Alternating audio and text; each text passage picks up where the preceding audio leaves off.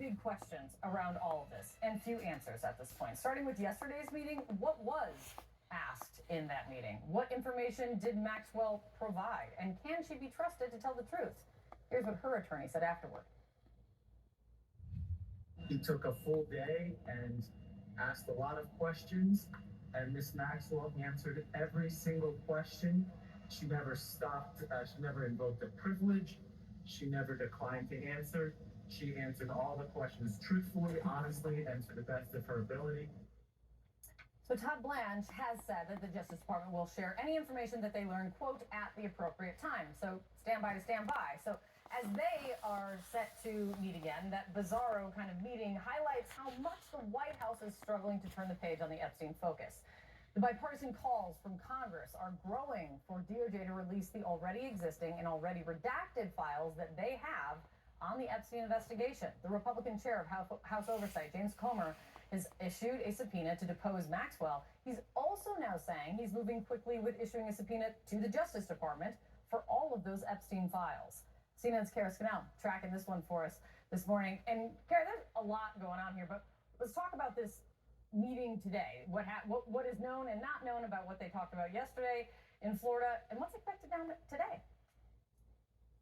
Good morning, Kate. Yeah, Todd Blanche is returning to that courthouse for a second meeting with Jeffrey Epstein's former girlfriend and accomplice, Ghislaine Maxwell. And we know very little about the content of what was discussed yesterday, but they were behind those doors for at least 6 hours. We saw them arrive just around 9 a.m. and leave around 4 p.m.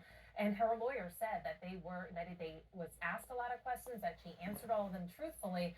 And apparently they're going back at this again today. Now, it's really unclear the scope of what these questions entailed and why it requires a second meeting. What Todd Blanche said was his reason for meeting with Maxwell was because he wanted to know if she knew anything about other crimes committed by anybody else involving these victims. You know, Maxwell was convicted of sex trafficking for helping recruit and groom women for Jeffrey Epstein to sexually assault, and in some instances, sexually assaulting them herself. She is serving a 20-year prison sentence. And the big question looming over this is, what was she offered to participate in this meeting? She has long maintained her innocence, and her credibility is also at issue here. When she was initially indicted on those sex trafficking charges, she was also charged by the Justice Department with perjury for statements she made under oath in a civil lawsuit brought by an accuser, in which she said she knew nothing about Epstein's scheme to abuse underage girls and that she knew nothing about any other activities. So why would her testimony now be credited?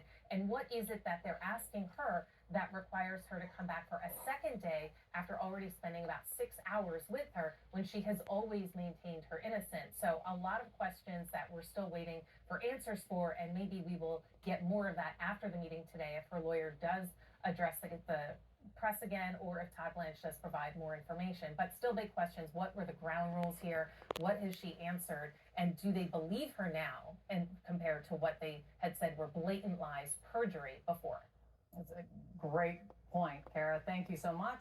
We will see what happens. John?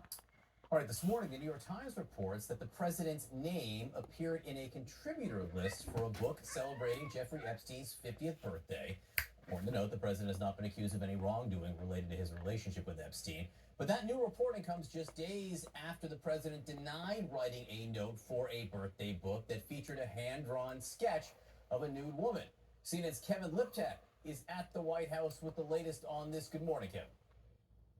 Yeah, good morning. This birthday book is emerging as kind of a plot point in this larger Epstein saga, and this revelation that Trump's name appears on the contributor list, I think, accelerates interest in it, although I'm not sure it really advances what we know about the president's relationship with Jeffrey Epstein back in the 1990s and 2000s. You know, we know that that they were friends, but we do keep getting some glimpses that add some more contours of what exactly that friendship looks like. So, for example, the New York Times also published a photo of Epstein, Trump, and James Brown, the godfather of soul. They also found an inscription that Trump wrote on his book, The Art of the Comeback, saying, "Jeff, you are the greatest." Now, what the White House has said that this is all sort of a different era, that this all occurred before the two men had a falling out, and that Trump kicked Epstein out of Mar-a-Lago for, quote, being a creep. The White House says that it's fake news stories concocted by the Democrats and the liberal media. But at least when it comes to this birthday book, it does seem, at least within the realm of possible, that it will sort of be made public at some point. The book is in the possession of the Epstein estate. One Democratic representative, Ro says that he will subpoena the estate to get that book, and the estate has said that they will comply with all legal processes, which could also be critical in the president's lawsuit against the Wall Street Journal, which had reported that the president drew a lewd photograph or a lewd drawing in the book with a note that he's denied and is now suing them for $20 billion. And so the president clearly trying to make this go away in some ways.